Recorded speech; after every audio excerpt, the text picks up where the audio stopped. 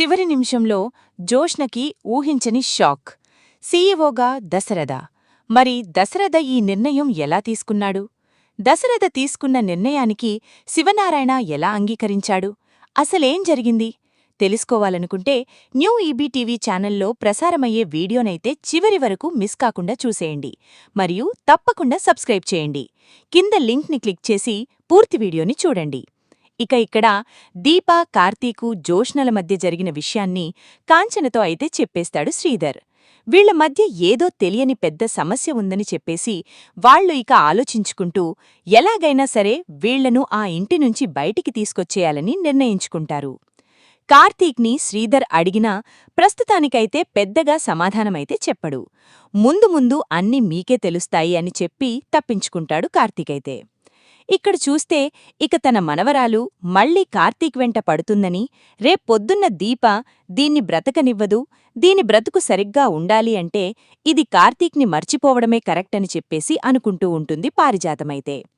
ఇక్కడిక సుమిత్ర చాలా సంబరపడిపోతూ, నా కూతురు సీఈఓగా ఉండడం నాకు చాలా హ్యాపీగా ఉందండి అని చెప్పేసి చెప్తూ ఉంటుంది సుమిత్ర.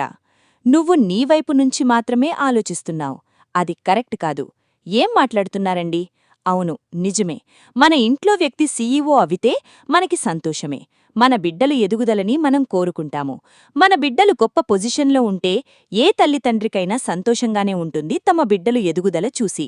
కాని తన బిడ్డలు ప్రయోజకులు అయినప్పుడు మాత్రమే ఆ సంతోషమనేది మనకి ఉంటుంది.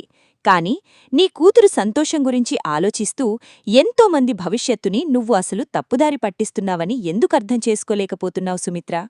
ఏంటండి, ఏం మాట్లాడుతున్నారు? ఎంతోమంది జీవితాల్ని నేను తప్పుదారి పట్టించడమేంటి? జోష్న సీఈఓ కావడమంటే ఆ కంపెనీని మరోసారి నష్టాల్లోకి తోసేసినట్టే. ఏంటండి, మన బిడ్డ మీద మనమే నమ్మకం ఉంచకపోతే మిగిలిన వాళ్లు ఎలా నమ్మకం ఉంచుతారు? అయినా ఒక్కసారి తప్పు జరిగిందని ప్రతీసారి తప్పు ఎందుకు జరుగుతుంది అని చెప్పేసి అంటూ ఉంటాడు దశరథ. జోష్న గురించి బాగా తెలిసిన దానివి తల్లిగా కాకుండా ఒక ఆడదారిగా జోష్న గురించి నువ్వు ఆలోచించు. ఆ తర్వాత నువ్వు ఈ మాట మాట్లాడు, నేనొప్పుకుంటాను. ఇప్పటినుంచే కాదు, ఎప్పటినుంచో జోష్న విషయంలో జరుగుతున్న సంఘటనలన్నింటినీ కూడా నువ్వు ఒక్కసారి దృష్టిలో పెట్టుకుని మరొక్కసారి ఆలోచించు అని చెప్పి అనేసరికి జోష్న విషయంలో జరిగిన సంఘటనలన్నీ కూడా సుమిత్ర గుర్తుకు తెచ్చుకుంటుంది. ఆ రోజునుంచి ఈ రోజు వరకు జోష్నలో పంతం పట్టుదల, తను అనుకున్నది చెయ్యాలనేదే తప్ప ఎదుటివాళ్ల మాట గురించి ఆలోచించదు. ఎదుటివాళ్ల గురించి అస్సలే ఆలోచించదు. జోష్నాని నువ్వు బిడ్డగానే కాదు, నీ ప్రాణదాతగా కూడా గొప్పగా భావిస్తున్నావు.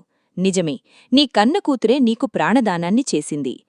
ప్రాణదానం చేసింది నీ ప్రాణాన్ని కాపాడిన ప్రాణదాత.